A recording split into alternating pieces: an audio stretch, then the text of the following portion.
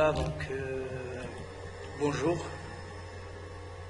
Aujourd'hui, on va travailler un examen de mécanique des solides, donc SMP3, de la faculté Ibn Zohr, ok, donc janvier 2016. Donc l'énoncé de l'examen, voilà. Donc je vous laisse le plaisir de le lire, donc je ne vais pas le lire. Voilà, donc faites pause sur la vidéo, lisez bien le texte, l'énoncé, recopiez les questions. Voilà. L'examen est composé de 4 parties. Première, la géométrie de masse. La deuxième, l'étude cinématique. La troisième, étude cinétique. La quatrième, étude dynamique. Et voilà, et la figure, c'est celle-là. Donc une plaque triangulaire, triangle équilatéral. Voilà, de côté A. Alors ces deux angles sont égaux. Alpha est-il constante? Alpha est-il constante? La alpha, pardon, c'est pas alpha, c'est phi. Phi est égal à une constante. Ici aussi phi est égal à une constante. Voilà. Phi. Alors, donc on va commencer par la première partie, géométrie de masse. D'accord? Et puis voilà. Donc avant tout, je crois que je dois tracer déjà donc la figure ici pour que je. Voilà, je vais faire une figure. Voilà, un triangle équilatéral là, de côté A. Et puis voilà. Donc ici O1. L'axe des X, l'axe des Y. Ok. Alors, ici c'est A.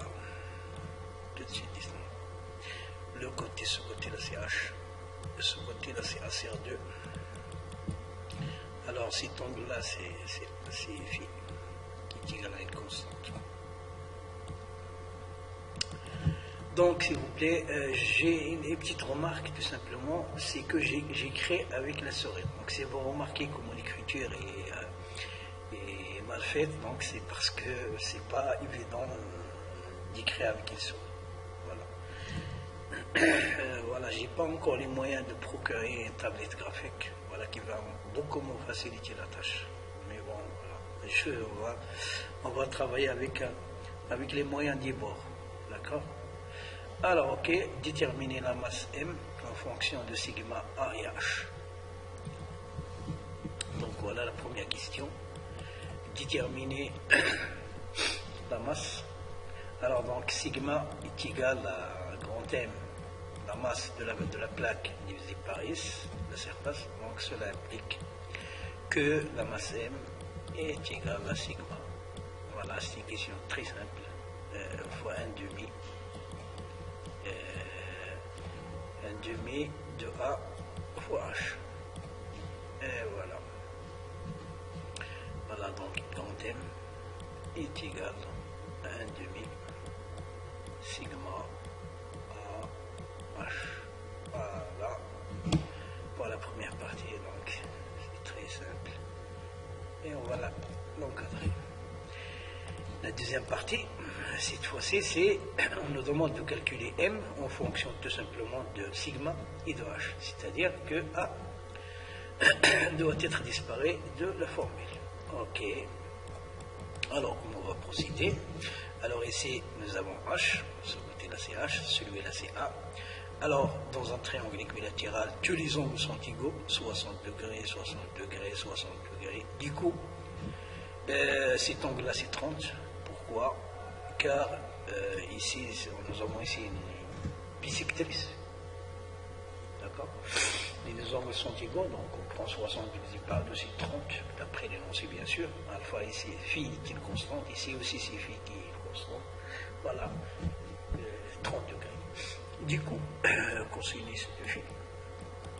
On va utiliser la trigonométrie pour calculer A en fonction de H, donc est égal à H, c'est A. Cela implique que A est égal à H sur cosinus phi. Et cosinus phi, c'est combien? Je crois que c'est H sur racine de 3 sur 2. Donc c'est divisé par racine de 3 sur 2. C'est multiplié par l'inverse. Donc c'est 2 sur racine de 3. H. Voilà. Avec phi, c'est égal à 30 degrés. Cosinus de 30 degrés, c'est racine de 3 sur 2, divisé par racine de 3 sur 2, c'est multiplié par son inverse. Voilà, et on va remplacer l'expression de A dans la première formule que nous avons obtenue. 1 demi, 2 sur racine de 3,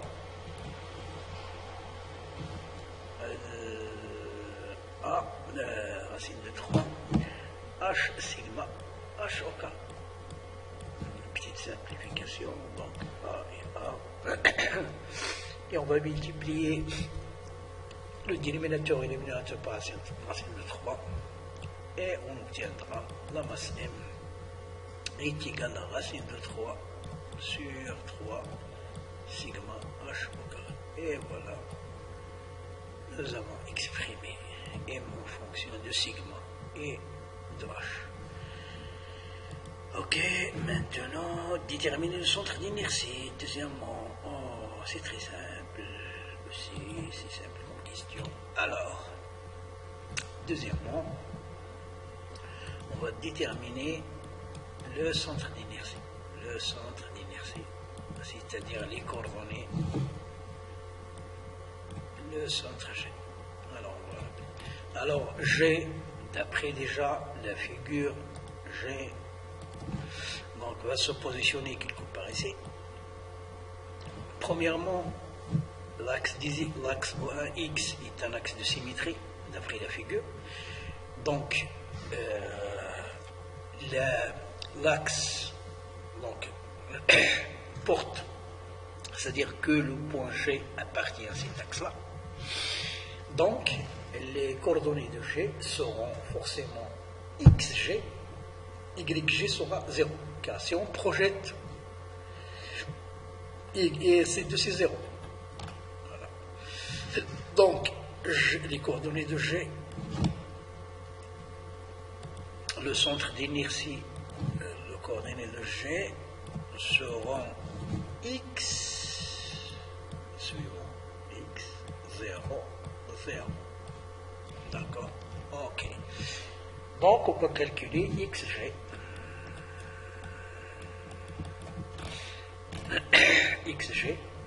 Alors, donc je vais pas travailler sur que le triangle, je vais exploiter la symétrie et je vais, voilà, donc je vais prendre ici une masse infinie élémentaire D,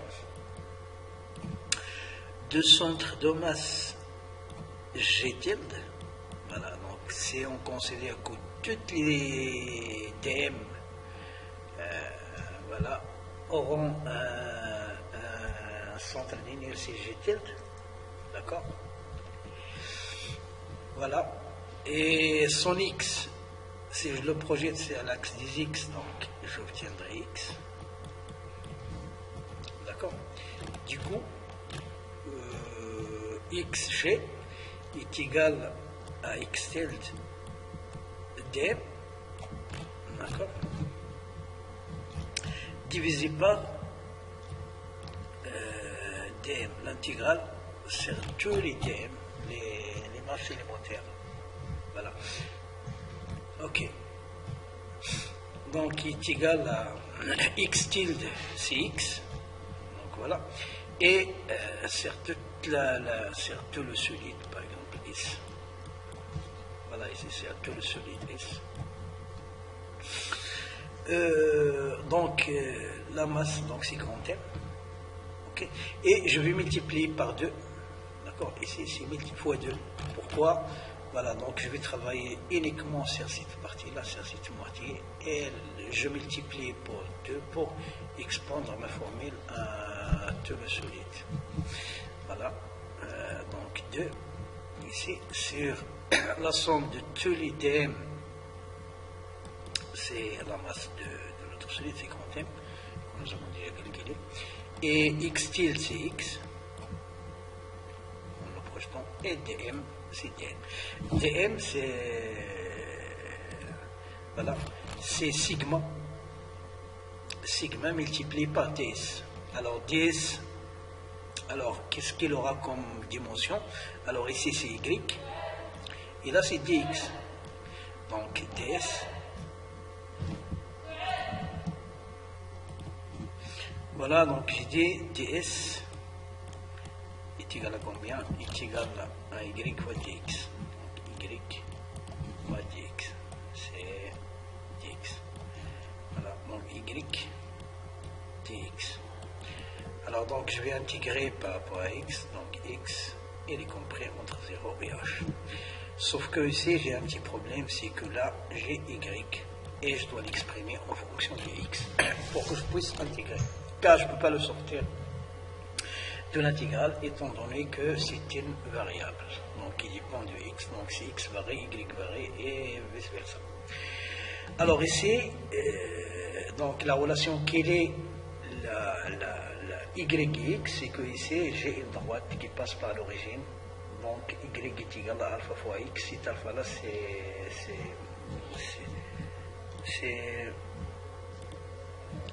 alpha c'est le coefficient directeur, donc c'est A sur 2 divisé par H, donc A sur 2H X. Voilà, donc Y est égal à A sur 2H X. Et voilà, donc est égal à 2. Alors j'ai oublié ici une chose, sigma. Alors sigma, je ne l'ai pas sorti dm. Alors ici sigma. Je dois la sortir de l'intégrale, je l'ai oublié ici. ds, alors dm c'est sigma fois ds. Ok. Voilà, donc j'ai oublié de sortir sigma. Voilà. Excusez-moi. Alors 2 sigma. Alors sur M bien sûr, de 0 à H. Alors X, donc je vais écrire tout d'abord la constante, donc A sur 2H, X fois X, donc c'est X au carré, dx. Je vais changer de couleur. Donc il est égal à 2 sigma sur M, je sors A sur 2H, ok, donc l'intégrale de 0 à H, X au carré, dx. Alors maintenant je vais intégrer, donc il est égal, le 2 et le 2 s'en vont, donc sigma A M H X au carré, donc c'est X au cube divisé par 3, évolué entre 0 et H. Voilà qui est égal. Sigma, je vais l'écrire en fonction de M et de la surface. Donc sigma est égal à quoi? Donc est égal à grand M. D'accord, c'est 1 demi.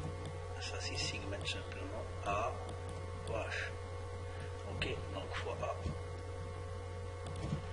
Maintenant je vais écrire le reste. A fois H au dénominateur, donc c'est H au carré.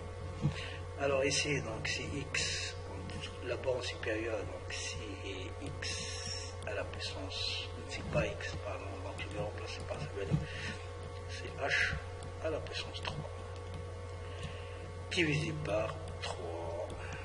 Alors, simplification, A ici, à là, H au carré et H au cube, donc il va me rester tout simplement H. Alors j'ai oublié ici M. Excusez-moi, donc M et M s'en vont. Divisé par un demi, c'est multiplié par 2, donc est égal à 2 tiers H. Donc X, G est égal à 2 tiers H. Et voilà le centre d'inertie. Et c'est bien ça. Donc, et alors, si on divise H par 3, ici c'est un tiers, ici 2 tiers, donc j'ai le centre d'inertie de ce triangle est positionné ici. Donc il est loin de 1 par 2 tiers de H. Alors qu'est-ce que j'ai fait là? Un seul H. Voilà. 2 tiers de H. Voilà. Donc j'ai les coordonnées de G sont voilà, 0, 0 et 2 sur 3 de H. Ça, ce sont les coordonnées de G dans la base X, Y. Et voilà.